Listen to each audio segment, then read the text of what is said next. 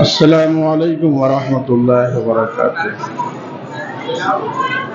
بسم اللہ الرحمن الرحیم، نحمده ونستعینه ونستغفره ونؤمن به ونتوکل علیہ ونعوذ باللہ من شرور انفسنا ومن سیئات اعمالنا، ومن يهده الله فلا مضل له ومن يضلله فلا هادي له، ونشهد أن لا إله إلا الله ونشهد أن سيدنا ومولانا محمدا عبده ورسوله. أعوذ بالله من الشيطان الرجيم، بسم الله الرحمن الرحيم. يا أيها الذين آمنوا قوا أنفسكم وأهليكم نارا وقودها الناس والحجارة. صدق الله العظيم. اللهم صل على محمد وعلى آل محمد كما صليت على إبراهيم وعلى آل إبراهيم إنك حميد مجيد. اللهم بارك على محمد وعلى آل محمد كما باركت على إبراهيم وعلى آل إبراهيم إنك حميد مجيد. رب اشرح لي صدري ويسر لي أمري واحلل عقدة من لساني يفقهوا قولي. رب اشرح لي صدري ويسر لي امري واحلل عقدة من لساني يفقهوا قولي. بزرگوں، دوستو اور ذی علم علماء کرام، حفاظ کرام، ائمہ مساجد، پردہ نشین خواتین، ماں بہنیں، اللہ تعالیٰ نے ہم سب کو ایک بہت ہی عظیم مقصد کے تحت یہاں پر جمع ہونے کی توفیق عطا فرمائی. ہم لوگ یہاں پر کچھ سننے کے لیے، کچھ سمجھنے کے لیے، اپنے اندر کچھ تبدیلی لانے کے لیے، اپنے حالات کو بدلنے کے لیے، اپنے ماحول میں اصلاح اور سدھار لانے کے ارادہ کر کے خود بھی شریک ہوئے ہیں اور اپنے گھر کی خواتین کو بھی ہم نے شریک کیا ہے.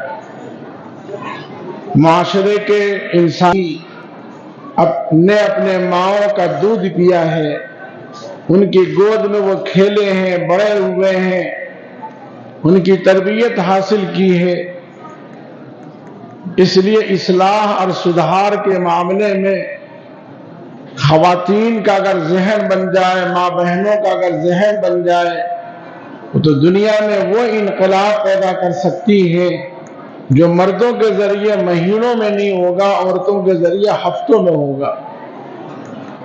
پچھلے 1 سال پہلے پوری دنیا نے دیکھا کہ اب تک جتنی جنگ لڑ رہے تھے مرد لڑ رہے تھے، لیکن ایک جنگ لڑنے کے لیے عورتوں نے ٹھانی. جتنے دھرنا دے رہے تھے مردوں کی جانب سے دھرنا دیا جا رہا تھا، لیکن جب شریعت پر اپنی ناگرکتا کو ثابت کرنے کے لیے، اپنے ملک سے حقیقی محبت کو بتانے کے لیے، اپنے وجود کو یہاں کا ثابت کرنے کے لیے جب بات آگے بڑھی، تو اس موقع پر اللہ تعالیٰ نے مردوں سے زیادہ عورتوں کو حوصلہ بخشا. اور دہلی کے شاہین باغ میں 3 بوڑھی 80 سالہ خاتون کے ذریعے دھرنے کا آغاز ہوا اور پورے ملک میں شاہین باغ عورتوں کا قائم ہو گیا. اور وہ شاہین باغ عورتوں کا اتنا مضبوط اور اتنا مستحکم اور اتنا معنی خیز اور اتنا لوگوں کے دلوں کو مسحور اور مرغوب کر دینے والا ثابت ہوا کہ حکومت کو یہ اعلان کرنا پڑا کہ ہم کوئی ناگرکتا قانون نہیں لا رہے ہیں. اور اس کی آواز پوری دنیا میں سنی گئی. حالانکہ ان عورتوں نے کوئی جملہ نہیں کہا، کوئی بیان جاری نہیں کیا، صرف ان مسلم خواتین نے اپنے گھر سے باہر نکل کر سڑکوں پر بیٹھ کر یہ کہا کہ جس جگہ پر ہمارا ایمان اور ہمارا دین اور ہمارا حجاب اور ہمارا پردہ اور ہمارا اسلام ہی باقی نہ رہے، ہم ایسی جگہ پر رہ کر کیا کریں گے؟ تو 1 سال پہلے اس ملک کے تمام لوگوں کی سر کی آنکھوں نے اس بات کو دیکھا اور تمام چھوٹی بڑی طاقتوں نے اس کو محسوس کیا کہ کمزور ذات عورت کی ضرور ہے، لیکن یہ عورت جب کسی بات کا عزم و ارادہ کر لیتی ہے تو پہاڑ کو بھی ہٹنا پڑتا ہے، سمندر کے دھارا کو بھی بدلنا پڑتا ہے۔ یہ اس لیے ہوا کہ اس کی گود میں، اس کی نسوانیت میں اللہ تعالیٰ نے بڑی برکت رکھی ہے، بڑا اس کے اندر کمال رکھا ہے۔ جتنے اللہ کے مقبول بندے ہوئے ان سب کی تربیت میں، ان سب کی ترقی میں، ان سب کی ولایت میں، ان سب کی بزرگی میں، ان سب کے نیک ہونے میں باپ سے زیادہ عورتوں، ماں اور بہن یا پھوپھی یا دادی یا نانی کا ہاتھ ہے۔ نظام الدین اولیاء رحمت اللہ علیہ، جن کے نام پر ایک علاقے کا نام ہی نظام الدین پڑ گیا دلی میں، اسٹیشن کا نام نظام الدین پڑ گیا، ٹرین کا نام نظام الدین اندور پڑ گیا، لیکن نظام الدین اولیاء پیدا ہوئے، دودھ پیتے کے زمانے میں ان کی والدہ کا انتقال ہو گیا، والدہ کا انتقال ہو گیا نظام الدین اولیاء رحمت اللہ علیہ کا۔ ان کی بہن نے بھائی کو پالا، بہن نے ماں کا کردار ادا کیا جو بڑی بہن تھی، اور ایسا کردار ادا کیا اور ایسی تربیت کی کہ نظام دین کو قائم کرنے میں نظام الدین بن گئے۔ مرکز نظام الدین بھی وہی قائم ہو گیا جہاں پوری دنیا میں اصلاح کی آواز لگتی ہے۔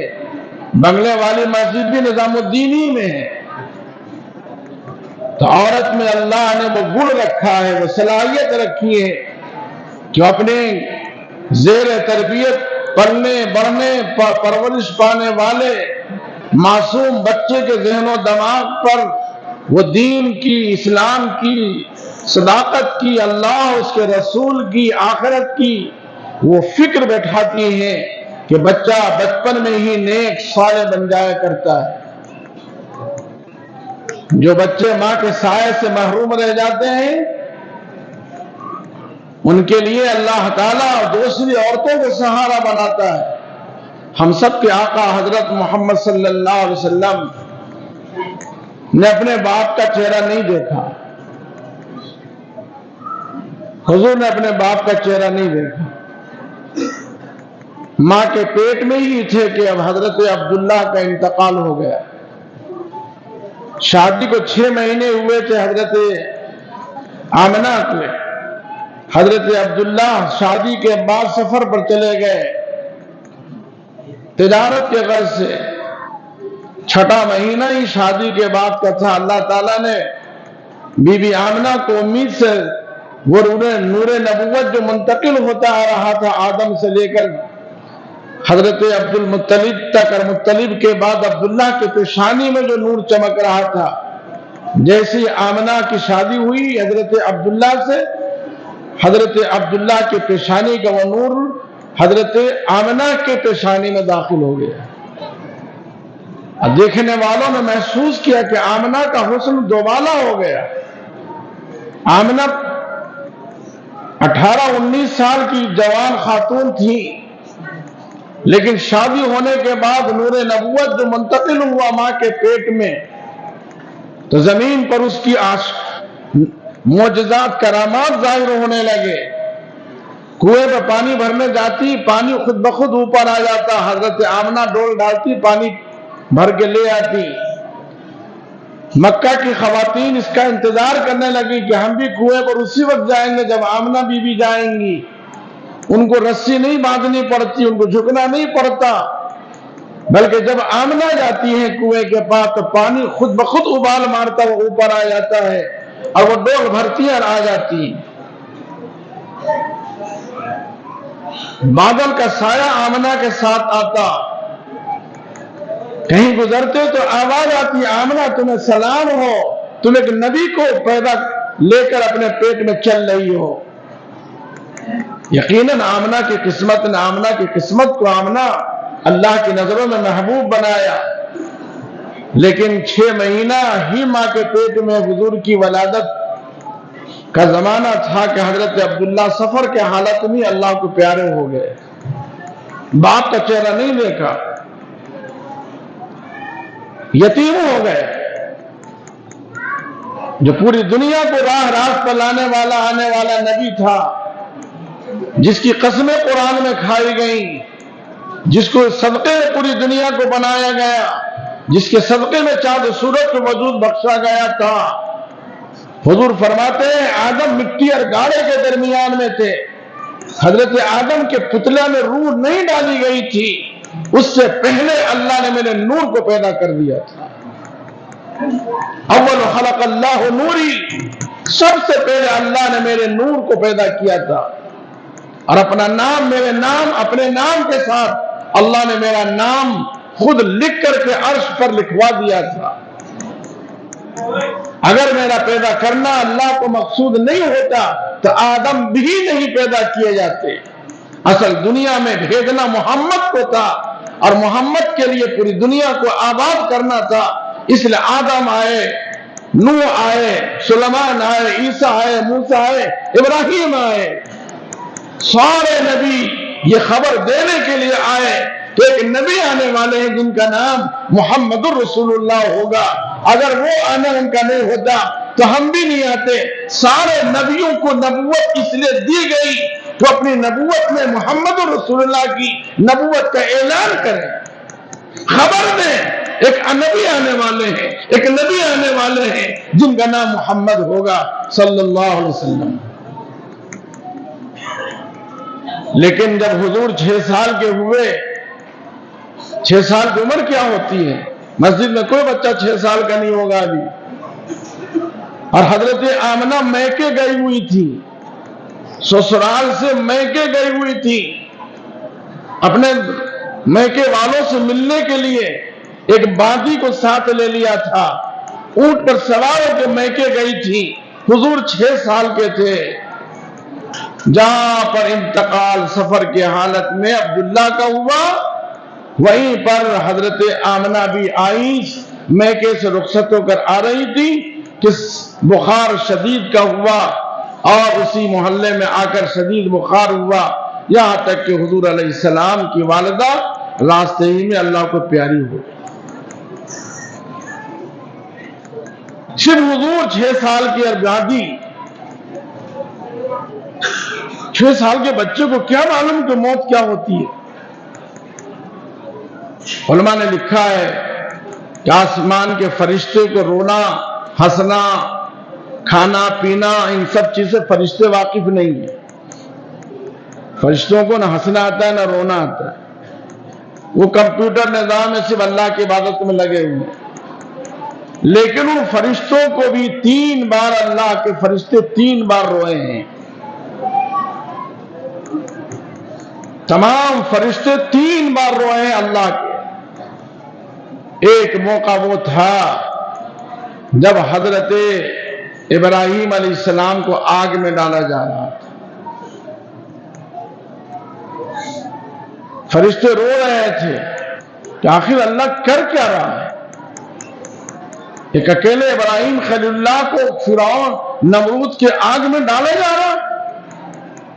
اور ایک اس وقت جب یوسف علیہ السلام کا سب بھائی کنویں میں ڈال رہے تھے، بھائی لوگ ہی کنویں میں ڈال رہے تھے، سگے بھائی. اور تیسرا موقع وہ تھا جب سفر کی حالت میں حضور اپنی ماں کے ساتھ تھے اور ماں کا سایہ بھی اٹھ گیا. باپ کا سایہ تو پہلے اٹھ گیا تھا، ماں کا سایہ بھی اٹھ گیا. حدیث میں آتا ہے، وہ بادی بیان کرتی ہیں، حضور اپنی ماں کا بدن پکڑ پکڑ کر روتے تھے، گال دباتے تھے، آنکھیں کھولتے تھے، امی کیا ہو گیا، اور روئے جا رہے تھے. نبوت کا آنسو ٹپک رہا تھا. جس طرف زمین پر حضور جتنا رو رہے تھے اتنے آسمان پر فرشتے رو رہے تھے کہ کائنات کے بادشاہ محمد الرسول اللہ، جن کے صدقے میں سب کو عزت ملے گی، سکون ملے گی، راحت ملے گی، عافیت ملے گی، وہی نبی غم کا اتنا بڑا شکار بنایا جا رہا ہے۔ باپ کی دولت بھی اللہ نے چھین لی، اماں کی دولت بھی چھین لی۔ کیوں چھینی؟ باپ کے سائے سے کیوں محروم کیا، اور ماں کا سائے بھی 6 سال میں کیوں چھین لیا؟ تاکہ اللہ اپنے بندے محمد اور اپنے رسول محمد صلی اللہ علیہ وسلم کو تمام سہاروں سے آزاد کر کے فکری، دماغی، جسمانی ہر اعتبار سے اللہ کی قدرت اپنی قدرت کی طرف لینا چاہتا تھا۔ باپ کا سہارا بھی چھوٹ سکتا ہے، ماں کا سہارا بھی چھوٹ سکتا ہے، بھائی بھی دشمن ہو سکتا ہے، حکومت بھی دشمن ہو سکتی ہے، لیکن اگر تم اللہ سے رشتہ جوڑو گے تو اللہ کا رشتہ ہمیشہ تمہارے ساتھ رہے۔ اس لیے ابراہیم کو آگ میں ڈالا، یوسف کو کنویں میں ڈلوایا کہ ساری محبتیں بغاوت پر آ سکتی ہیں، لیکن اپنا تعلق اللہ سے جوڑو گے اور اللہ سے لو لگاؤ گے تو اللہ کی طاقت ہمیشہ اپنے بندوں کے ساتھ رہتی ہے۔ اس لیے کبھی بھی کسی بھی حال میں رشتہ داری تو نبھانی ہے، تعلقات تو نبھانے ہیں، لیکن عقیدے کے طور پر ہمیشہ فکری طور پر، ذہنی طور پر اپنا ماوا و ملجا، اپنا ہادی و ناصر اور اپنا مددگار، اپنا غمخوار اور اپنی مصیبت میں کام آنے والا اور اپنا حاجت روا، مشکل کشا، ہر حال میں صرف اللہ کو مانو۔ کوئی مشکل کشا نہیں سوائے اللہ کے، کوئی حاجت روا نہیں سوائے اللہ کے۔ اللہ تعالیٰ نے اپنے نبی کو یتیم بنا کر وہ کلر بنایا کہ بچہ بچپن سے کیسے اپنے فکروں پر کھڑا ہوتا ہے۔ یتیم پیدا ضرور ہوئے تھے لیکن اپنے امت کو یتیم نہیں بننے دیا۔ تو ماں کا سہارا کتنا بڑا ہوتا ہے۔ 6 سال میں حضور کی والدہ گزر گئی۔ ابو طالب حضور کے چچا تھے، ان کی بیوی حضرت فاطمہ بنت اسد تھی۔ اللہ ان کو خوب جزائے خیر دے، ان کو اپنی رحمتوں سے نوازے۔ حضرت فاطمہ بنت اسد جو حضور کی چچی تھی، حضور فرماتے ہیں میری چچی فاطمہ بنت اسد نے مجھے ماں کا پیار دیا، اپنے بیٹوں سے زیادہ، ابو طالب کے بیٹوں سے زیادہ میرا خیال رکھتی تھی، اور حضور بھی ان کا خیال رکھتے تھے۔ دائی حلیمہ جیسی اللہ نے رضائی ماں عطا فرمائی جنہوں نے حضور کو دودھ پلایا۔ چچی نے وہ تربیت کی، وہ ذہن سازی کی، نہ باپ کا غم کا احساس ہونے دیا، نہ ماں کی جدائی کا احساس ہونے دیا۔ حضور کے دل میں حضرت فاطمہ بنت اسد اپنی چچی کی کتنی محبت ہوگی، اس سے اندازہ لگائیے کہ جب فاطمہ بنت اسد کا انتقال ہوا، حضور نبی بن چکے تھے، حضور نبی بن چکے تھے، 40 سال کے حضور ہو چکے تھے، نبوت آپ کو مل گئی تھی، اس وقت چچی کا انتقال ہوا۔ ابو طالب تو ایمان نہیں لائے، لیکن حضور کی چچی ابو طالب کی بیوی ایمان لا کے گزری تھی، وہ محمد رسول اللہ کا کلمہ پڑھ کر گزری تھی۔ قبر کھودی گئی، حضور خود ہی پہلے قبر میں لیٹ گئے۔ چچی کا جنازہ قبر میں لٹانے سے پہلے حضور خود قبر میں لیٹ گئے تاکہ قبر کسی طرح سے میری چچی کو تکلیف نہ پہنچائے، اور اللہ کو اشارہ دے رہے تھے حضور کہ اللہ میں نے ماں کو تو بچپن میں کھو دیا، میری چچی نے ماں کا پیار دیا، اے اللہ یہ میری ماں ہے، یہ میری ماں، چچی میری ماں ہے، جس طرح تو میری ماں پر رحمت نازل فرمائے گا اسی طرح اللہ تو میری چچی پر رحمت نازل فرما۔ اور بچوں کی تربیت میں ماں کا بڑا کردار ہوتا ہے۔ اگر مائیں دیندار ہوں گی تو بچے یقیناً دیندار ہوں گے۔ ہمارے ہی صوبے کا واقعہ ہے، بلکہ اندور ضلع کا واقعہ ہے۔ معاملہ یہ ہے کہ آپ کتنی بڑی بستی ہے اور کتنے اچھے اور دیندار لوگ آپ ہیں. اللہ جزائے خیر دے ہمارے مولانا مقبول صاحب کو. سب بوڑھوں کو جوان کر دیا اس نے، سب میں دین کا شعور، دین کا جذبہ قائم کر دیا.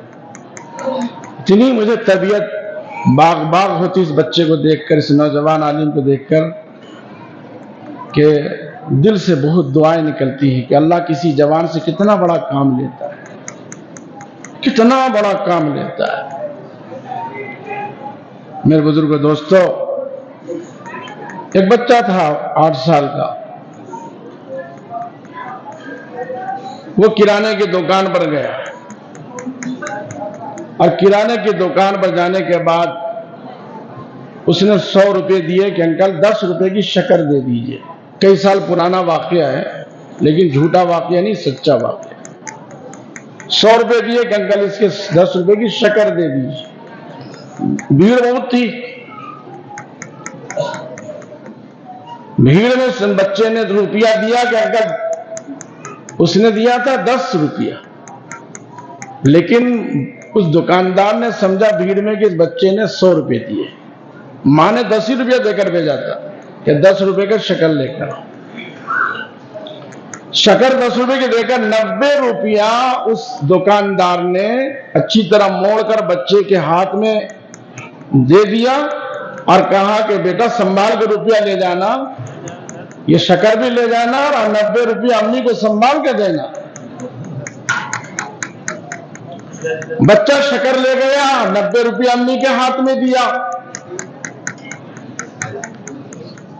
ماں نے کہا کہ بیٹا یہ 90 روپیہ کس خوشی میں ہے؟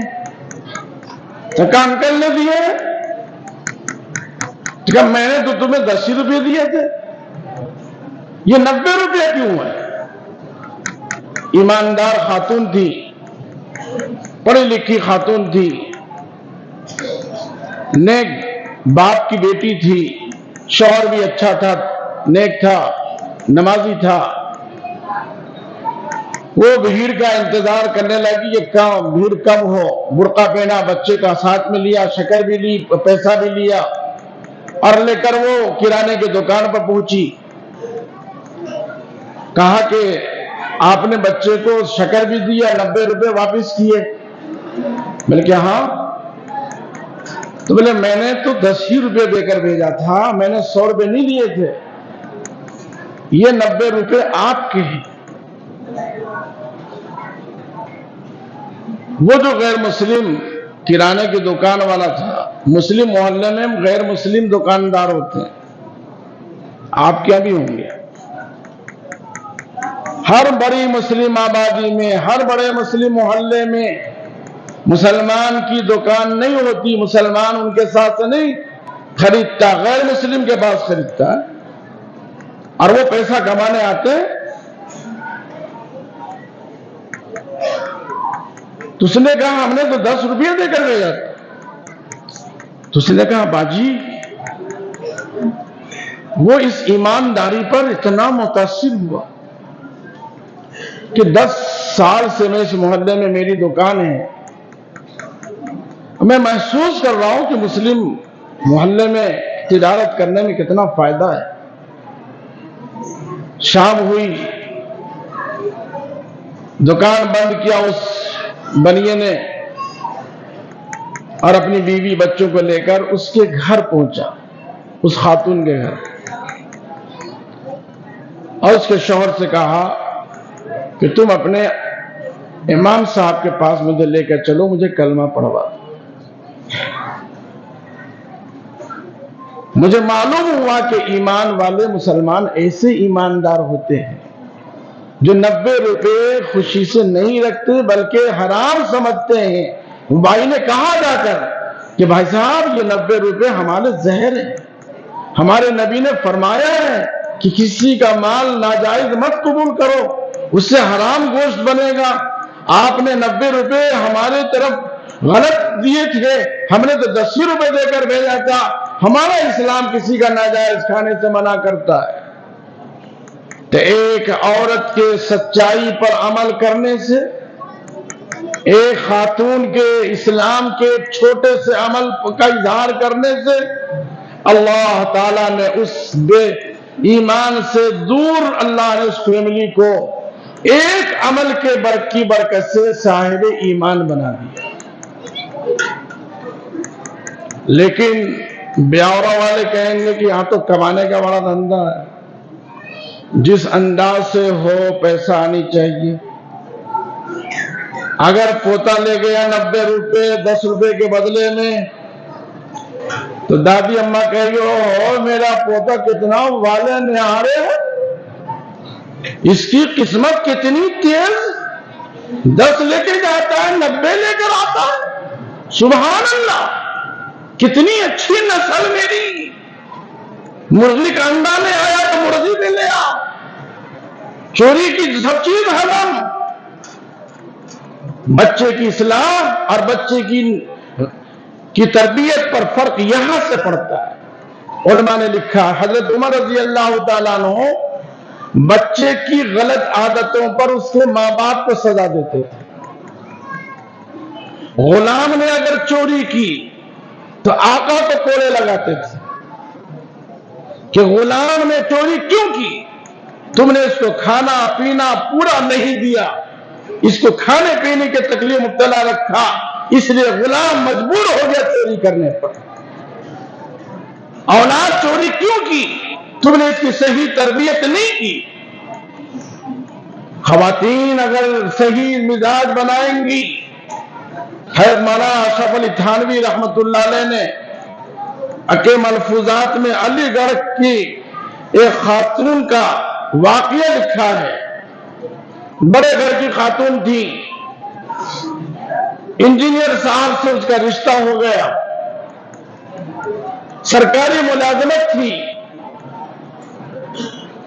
شوہر کی تنخواہ اچھی تھی، اس وقت کی رہی ہوگی 500-1,000 روپے، لیکن ہر ہفتے شوہر صاحب جب بھی ڈیوٹی سے گھر آتے تو بیوی کے ہاتھ میں کبھی 1,000 کبھی 2,000 دیتے، مہینہ پورا نہیں ہوا۔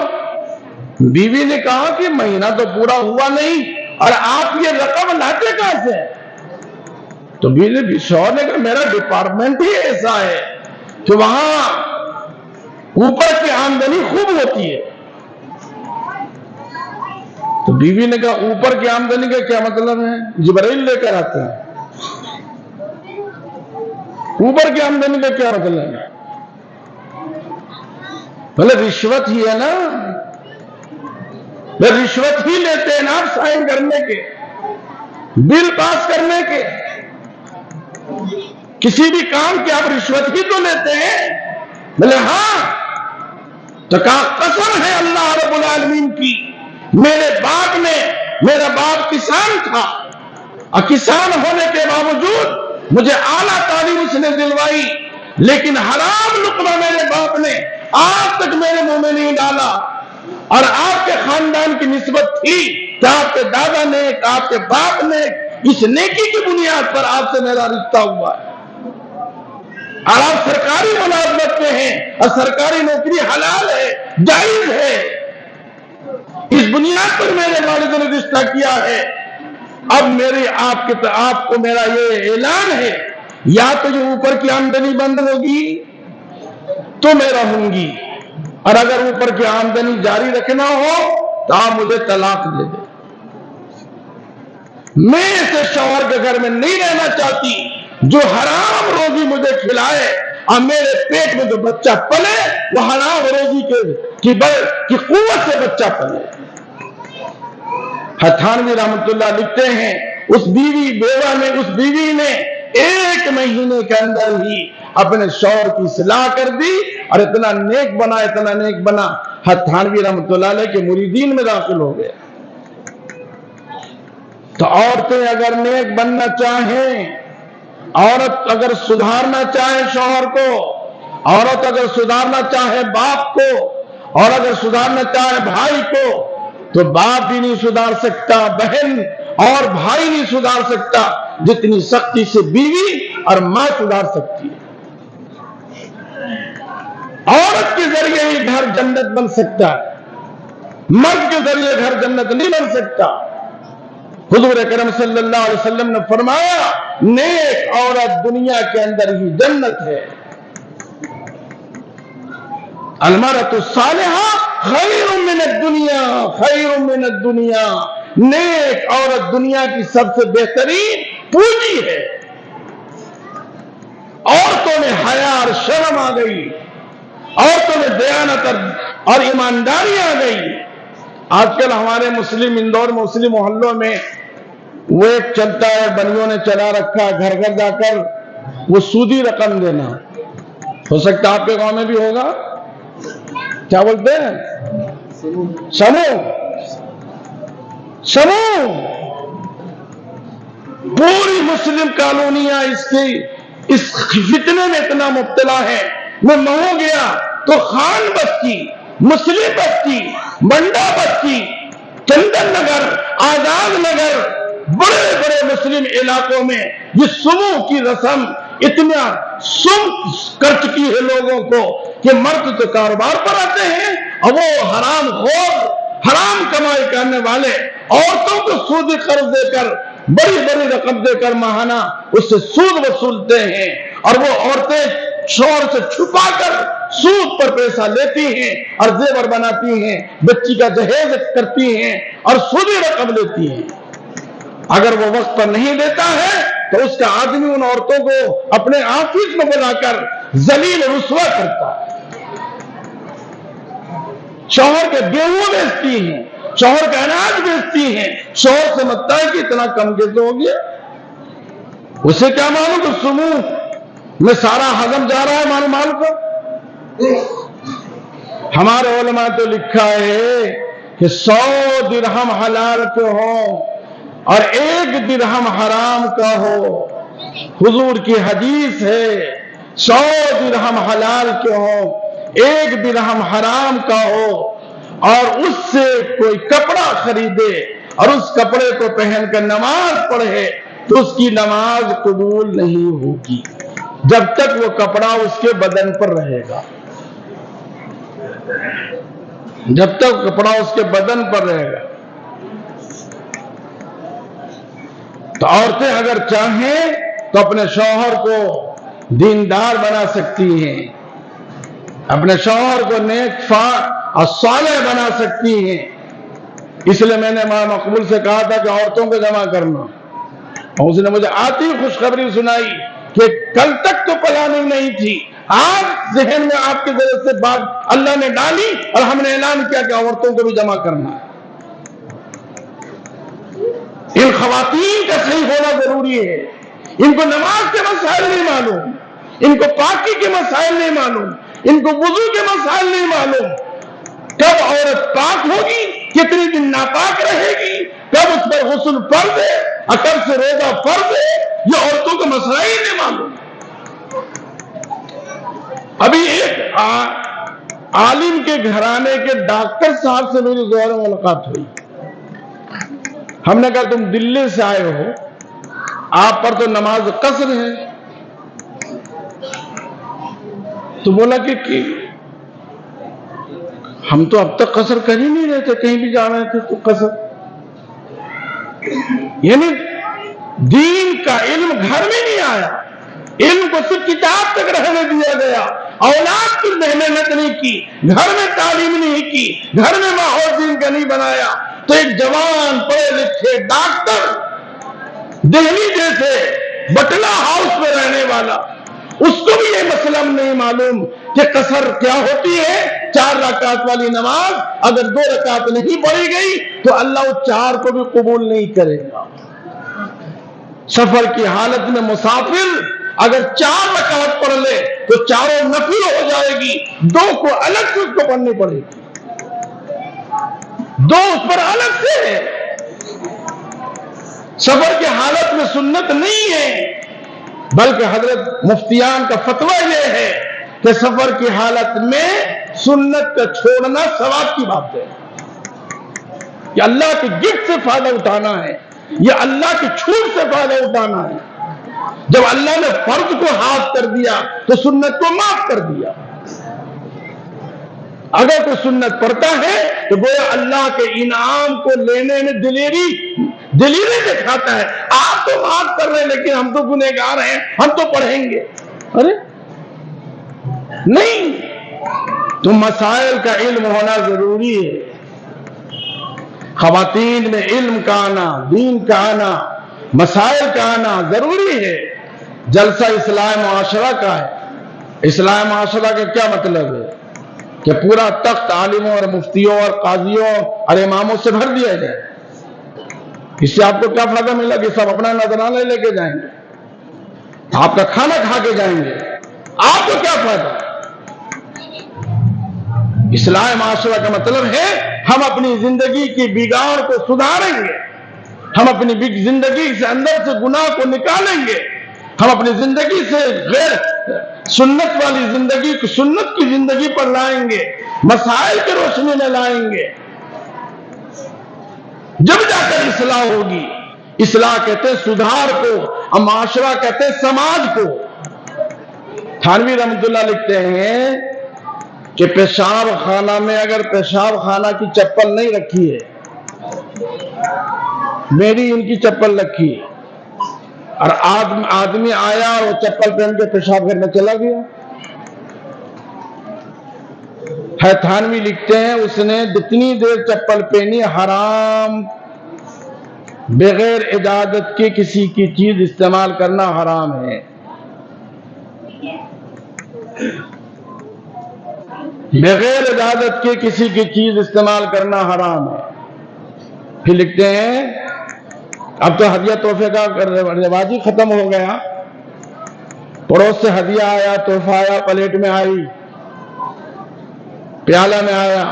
فرما پڑوس کے گھر سے جس پیالے میں پلیٹ میں کھیر آئی, بریانی آئی, جو بھی آیا آپ کے گھر, اس کو لے استعمال کر لیں آپ, لیکن اس پیالے کو اپنے گھر میں استعمال میں لینا حرام ہے. اس نے پیالہ آپ کو ہدیے کے طور پر سامان بھیجا ہے, نہ کہ پیالہ استعمال کرنے کے لیے بھیجا ہے. بغیر اس کی اجازت کے آپ اس کا سامان استعمال نہیں کر سکتے.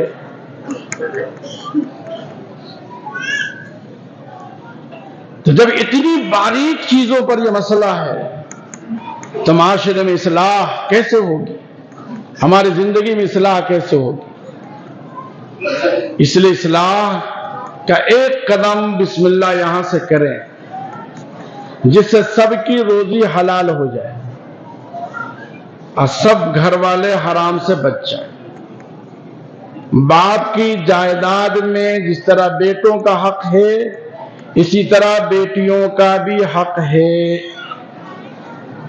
کھیت میں, کھلیان میں, دکان میں, بینک بیلنس میں, موٹر میں, گاڑی میں, ٹرک میں, ٹریکٹر میں, جیپ میں, کار میں, جو باپ نے خریدی ہے اور باپ کے انتقال کے بعد وہ حاجی صاحب جتنی رقم چھوڑ کے گئے ہیں, جتنی چیزیں چھوڑ کر گئے ہیں, اس میں ان کی بیوہ بیوی کا, ان کے بیٹوں کا, ان کی بیٹیوں کا بھی حق ہے. اگر بھائی اپنے بہن کا حق, اس کا مال, اس کے کھیت میں, کھلیان میں دیے بغیر استعمال کرتا ہے, تھانوی لکھتے ہیں اور فقہاء نے لکھا ہے, اس کی کوئی عبادت قبول نہیں ہوگی.